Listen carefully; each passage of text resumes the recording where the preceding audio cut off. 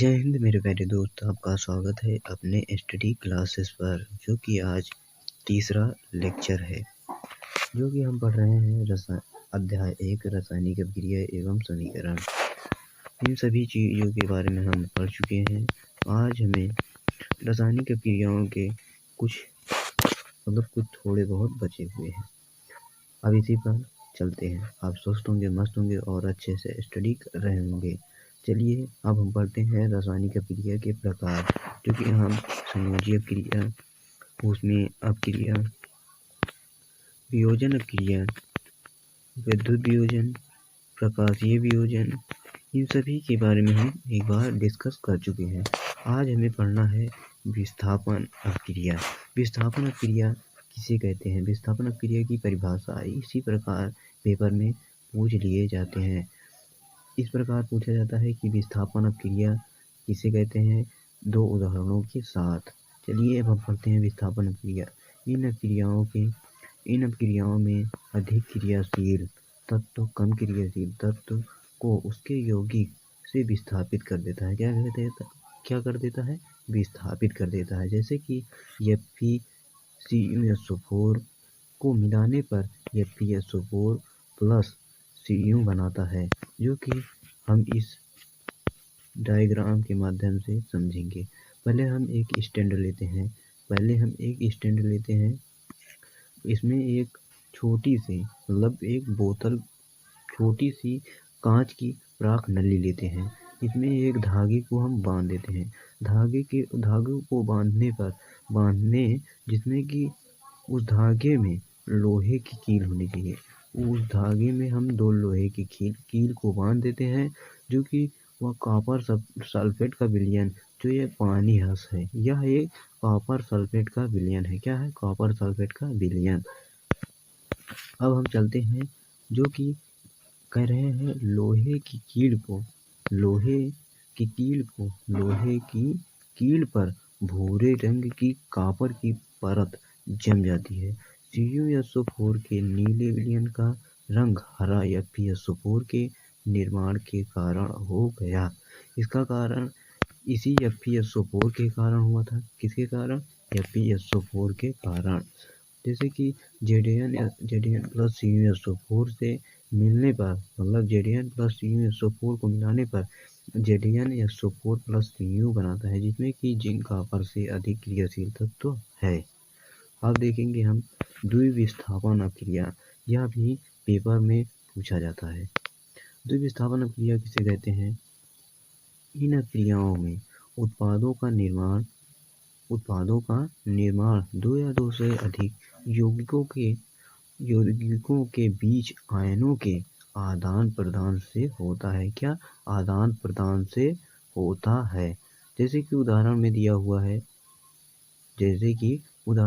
हुआ है Na2SO2 plus BaCl2। इन दोनों को मिलाने पर CaSO4 प्लस 2NaCl बनाता है, जो कि Na2SO4 एक सोडियम सल्फेट है। क्या है? Sodium sulphate. और BaCl यह एक बेरियम क्लोराइड है। BaSO4 जो कि बेरियम सल्फेट है, प्लस NaCl एक सोडियम क्लोराइड बनाता है। सोडियम सल्फेट से सोडियम क्लोराइड बनाते हैं। जैसे कि यहाँ पर दिया हुआ है बेरियम सल्फेट के सफेद अम्लीय अवक्षेप का निर्माण होता है। इसलिए इसी अभिक्रिया को अवक्षेपण अभिक्रिया कहते हैं। इसे ही अवक्षेपण अभिक्रिया कहते हैं। जैसे कि अपचयन एवं उपचयन के बारे में हम जान लेते हैं। यहाँ तक अब हम पढ़ चुके हैं। जैसे कि यहाँ पर अपचयन किसे कहते हैं? जब किसी पदार्थ में ऑक्सीजन की वृद्धि होती है। दूसरे शब्दों में, जब किसी पदार्थ में हाइड्रोजन का ह्रास होता है, तो उसे ही अपचयन कहते हैं। जैसे कि यहाँ पर दिया हुआ है C प्लस O2 से क्या बनाता है? Carbon dioxide. क्या बनाता है? Carbon dioxide. 2Cu plus O2 को मिलाने पर 2CuO बनाता है, और CuO प्लस H2 को गर्म करने पर Cu+H2 जल बनाता है। अब एक स्लाइड हमें लगता है और हमें प्यारे दोस्त, चलिए अब हम जान लेते हैं अपचयन के बारे में। क्या? अपचयन के बारे में। जब किसी पदार्थ में ऑक्सीजन का ह्रास होता है, जब किसी पदार्थ में ऑक्सीजन का ह्रास होता है तथा दूसरे शब्दों में जब किसी पदार्थ में हाइड्रोजन की वृद्धि होती है। इस प्रकार लिख सकते हैं, जब किसी पदार्थ में ऑक्सीजन का ह्रास हो तथा हाइड्रोजन की वृद्धि हो तो उसे ही अपचयन अभिक्रिया कहते हैं। जैसे कि उदाहरण में दिया हुआ है, Cu+H2O को लेते हैं, जो कि हम Cu को अपचयन कहते हैं, और हाइड्रोजन को हम उपचयन कहते हैं। हाइड्रोजन को ऊष्मा के साथ गर्म करते हैं तो Cu+H2 जल बनाता है। जैसे कि यहाँ पर देख रहे हैं, ऑक्सीजन 1 है, यहाँ पर भी ऑक्सीजन 1 है। या इसमें क्या किया? हाइड्रोजन का ह्रास मतलब वृद्धि हुई। अब हम देखेंगे क्या इस अपक्रिया में क्या कर रहा है। इस अपक्रिया में कॉपर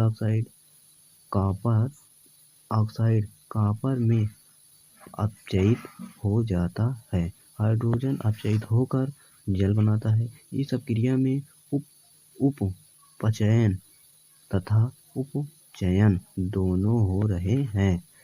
इसे रेडॉक्स अपक्रिया भी कहते हैं। क्या कहते हैं? इसी को ही रेडॉक्स अपक्रिया कहते हैं, जिसे उपचयन तथा उपचयन दोनों में थोड़ा सा अंतर है।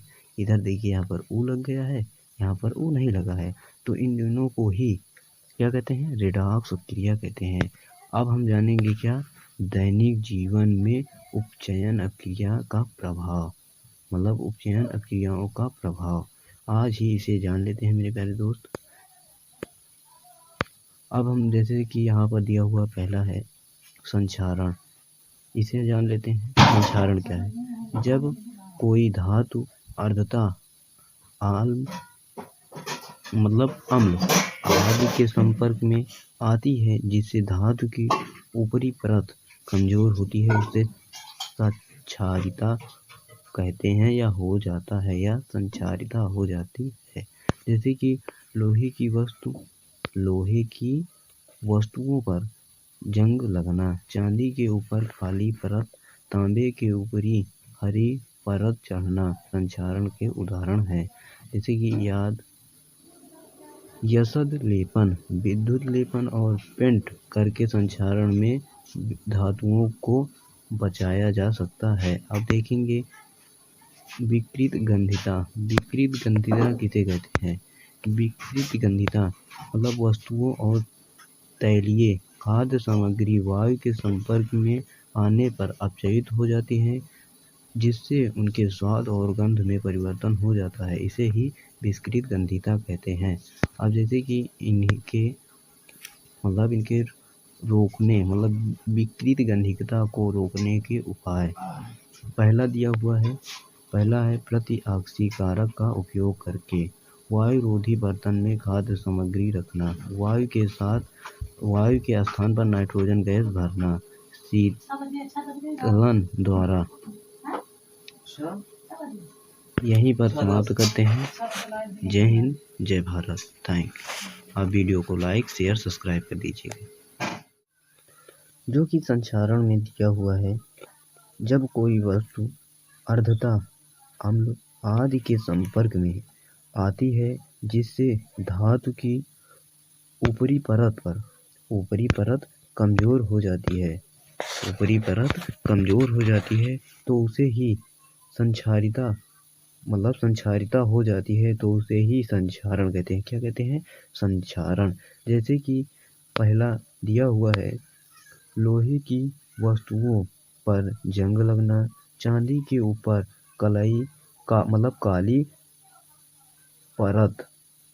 काली परतों, तांबे के ऊपरी हरी परत चढ़ना संक्षारण के उदाहरण है।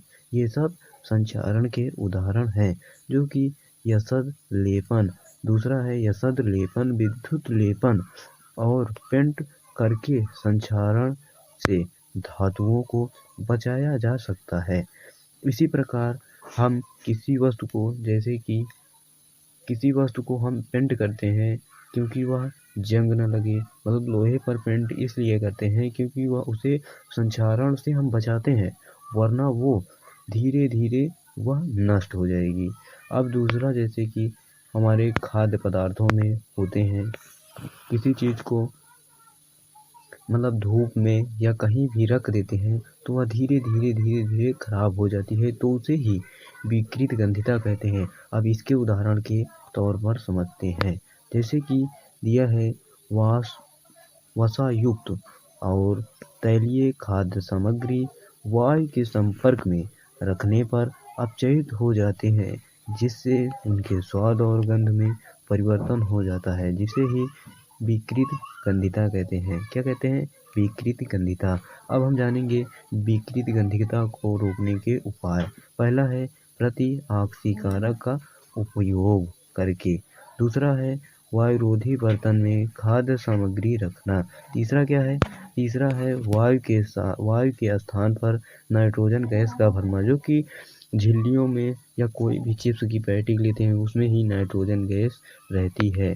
मतलब चौथा है शीतलन द्वारा बचाना, मतलब पानी, जल आदि चीज़ों से बचा कर रखना। मिलते हैं अगले सेक्शन में। आप वीडियो को लाइक, शेयर, सब्सक्राइब कर दीजिए। Thank you. जय हिंद, जय भारत।